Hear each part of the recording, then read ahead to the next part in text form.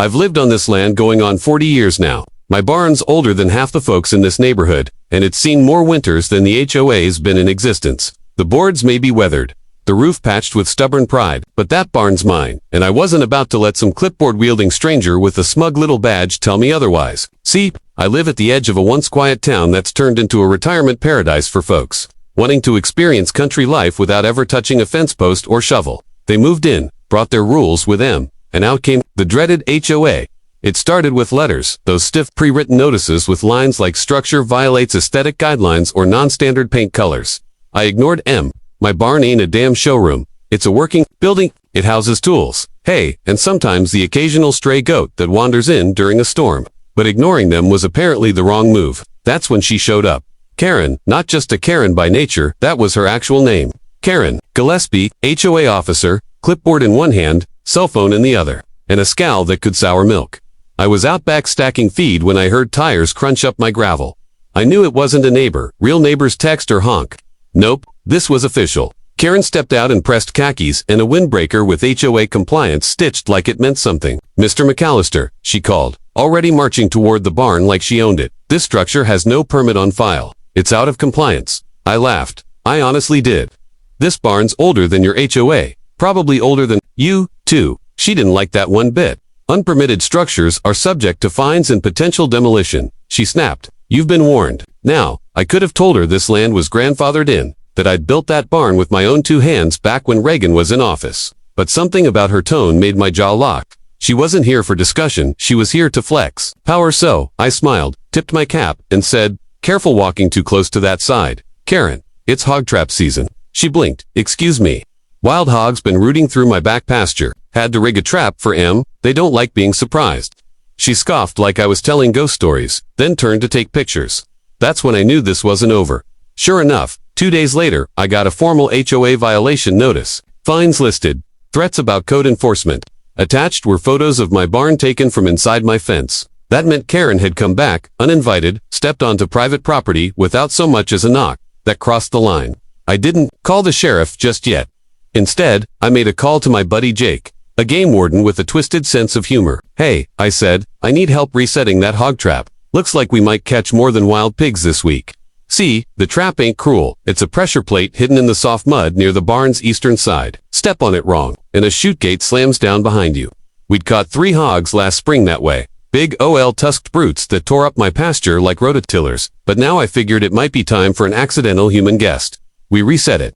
Cleaned up the trail. I didn't want Karen to fall into it, but if she trespassed again, well, I had warned her fair and square. The next morning I was out mending a fence line when I heard it, a shriek, high-pitched and panicked, followed by the unmistakable clatter of metal slamming shut. I dropped the wire cutter and jogged toward the barn. Sure enough, there she was, Karen, inside the trap enclosure, heels caked in mud, shrieking into her phone. I'm stuck. There's an animal. Oh my God. Her eyes were wide, darting around, probably expecting a bear or something. And then, as if summoned by her fear, Big Red appeared. Now Big Red ain't your average hog. He's a 250-pound wild boar with a mean attitude and battle scars to match. Jake and I had caught him once, tagged and released him way out yonder. But Red found his way back. He liked the land, the mud, the old feed piles, and he didn't like strangers. When he snorted and started pacing, Karen lost her mind. Call the police. Call animal control, she screamed, gripping her phone like a lifeline. I leaned on the fence, real calm, and said, told you it was hog trap season. She stared at me, betrayed, furious, and absolutely clueless. You set this up. No ma'am, I said. Sipping from my thermos, I set it up for hogs. You trespassed onto private land, during trapping hours, and ignored a verbal warning. That one's on you. She screamed at me, legal threats, lawsuits, something about her cousin being a lawyer in Denver. But her voice cracked halfway through, and I could see it. The fear, not just of Red pacing nearby, but of losing control. Karen wasn't used to being powerless. And here she was, locked in a trap meant for wild animals. Because she couldn't mind her own business. Eventually, I called Jake, and he came by with animal control to tranquilize Red and move him out safely. Karen was let out once the area was secure, but the damage had been done. Not to her physically, but to her pride. She stomped back to her car, boots sloshing, covered in mud and embarrassment. I figured that'd be the end of it. I was wrong. Next week, I got a registered letter from the HOA. It claimed I'd endangered a community officer, violated safety ordinances, and might face civil action. It even included a demand that I dismantle the hog trap immediately and allow inspection of all outbuildings for safety compliance. That's when I knew this wasn't about barns anymore. Karen had declared war. I met with my lawyer, a no-nonsense gal named Evelyn who'd lived in the area longer than I had. She took one look at the letter and laughed. They don't have jurisdiction over your land. That's the problem. They want it. Turns out, the HOA had recently refiled to try and redraw boundaries. Expand control over the bordering properties, mine included. If they could prove my barn or land was hazardous or unregulated, they might get the county to reconsider inclusion. That meant I wasn't just dealing with a petty rule enforcer anymore. I was up against a coordinated land grab. So I dug in. Literally, reinforced my property lines, installed motion sensor trail cams, put up no trespassing signs that glared brighter than a deer in headlights, and I started filming every day. Every time someone came near my barn, if they wanted to fight, they'd get one. Documented, timestamped, and legally bulletproof. But then something happened that changed the game. Late one evening, one of my trail cams caught Karen sneaking back. This time, she wasn't alone. Another HOA officer was with her, and they were trying to measure the barn's footprint with a rolling tape. In the dark, without permission. That was more than trespassing. That was intent. And when they tripped another trail alarm and set off a floodlight, they bolted like teenagers toilet papering a house. I had M on camera, clear as day. I took the footage to the sheriff first thing next morning. He watched in silence, then muttered, "These HOA folks are getting bold." Then he smiled. Let's see how they like being on the other side of a complaint. But what happened next? Oh, that was the real shocker. I thought catching Karen on camera sneaking onto my land would be the end of it. Turns out, it was just the beginning. The sheriff watched that night vision footage twice. You could see the reflection off her HOA badge and the other officer fumbling to measure the side of my barn with one of those wheel rollers like they were surveyors or something. The best part, she slipped in the mud again and dropped her clipboard. Clear as daylight on the cam. Want me to press charges? I asked. He tapped his pen. Trespassing, attempted boundary interference, maybe even attempted fraud if they were going to file this as an official inspection. I nodded. Let's teach him a lesson. He smiled. Done. We filed a formal complaint. And that's when the HOA panic button must have been hit, because by the next morning, I had 2 more letters, one from the HOA and one from their legal counsel. They claimed I'd set an intentional trap for a municipal agent, that I'd endangered civil officers, and that I was now under community investigation.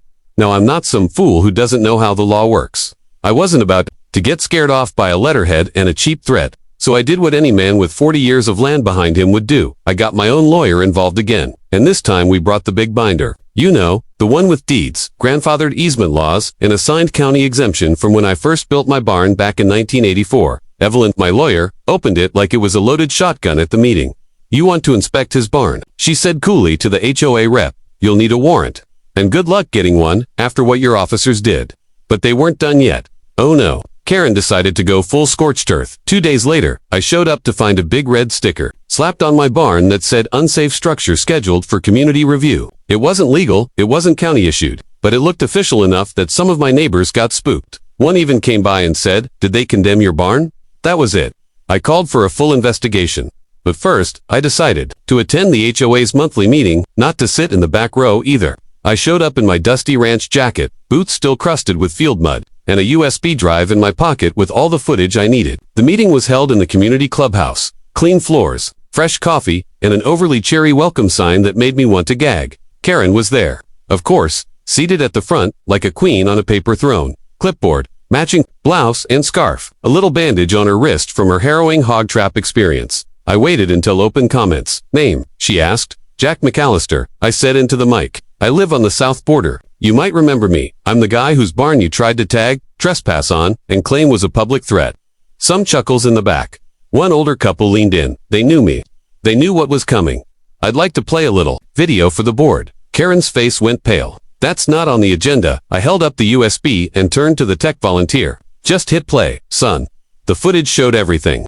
Nighttime Karen, sneaking under the gate, measuring, slipping, swearing. The other guy dropping a map. Then the bright light hitting them as the trap alarm triggered, and both of them running like scared cats through the mud. By the time the video ended, the room was silent except for one man who let out a loud snort laugh that he tried to hide. Behind a cough, I stepped back to the mic. So I asked this board, what exactly were you planning to do? And who gave you permission to tag private property with fake condemnation stickers? Karen was flushed red, almost shaking. One board member finally muttered, that wasn't sanctioned. That's not how we handle inspections. I stared right at her. You came back after being warned. After you were caught in a hog trap you weren't supposed to be near. Now you're weaponizing false stickers, fake letters, and threatening lawsuits, ma'am. You're way out of your league. Karen stood up, flustered. You can't just trap people like animals.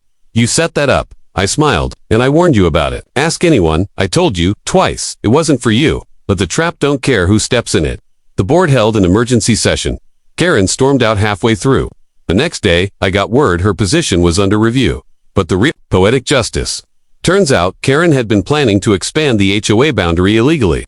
Her little nighttime visit was part of a larger effort to push land annexation and make it look like my barn was the cause of non-compliance expansion resistance. Basically, if she could paint my barn as a hazard, she could convince the county to fold my land into their HOA. But she messed up. Why? Because I had the original land deed, and it contained a permanent wildlife easement clause. See, my father-in-law, who originally sold me the land, was an old-school conservationist. He made sure that part of the acreage was protected for native species, including wild hogs, and that clause. It made trapping legal, protected, and outside HOA jurisdiction. Evelyn filed it with the county, just to be safe, and with that, the HOA's entire argument fell apart. They couldn't touch my barn. Couldn't touch my trap, and sure as hell couldn't claim I endangered one of their own. Karen tried to file a counter-complaint for emotional trauma. It got tossed out like a raccoon in a cornfield. No case. 3 weeks later, I got a formal apology letter from the HOA board, which I promptly used to light my outdoor fire pit. Karen, she was removed from her role. Word is, she moved to towns over, probably to bother someone else's barn. As for Big Red, the wild hog, turns out, animal control didn't relocate him too far. He wandered back again. This time around, the same week the new HOA officer dropped off a polite letter asking if they could open a respectful line of communication. He must have seen red in the distance, because the letter was folded crooked and the man nearly reversed out of my driveway before the truck came to a full stop. I laughed for 5 minutes straight. These days, my barn stands untouched. Sun hits the roof just right in the early morning, makes it glow like something holy. The trap's still there, too, though I added a warning sign in big red letters. Trap set. For wild hogs and wild ideas. And wouldn't you know it, no one's come near it since. If you enjoyed this story, don't forget to like, subscribe, and stick around. I've got more wild HOA tales coming your way.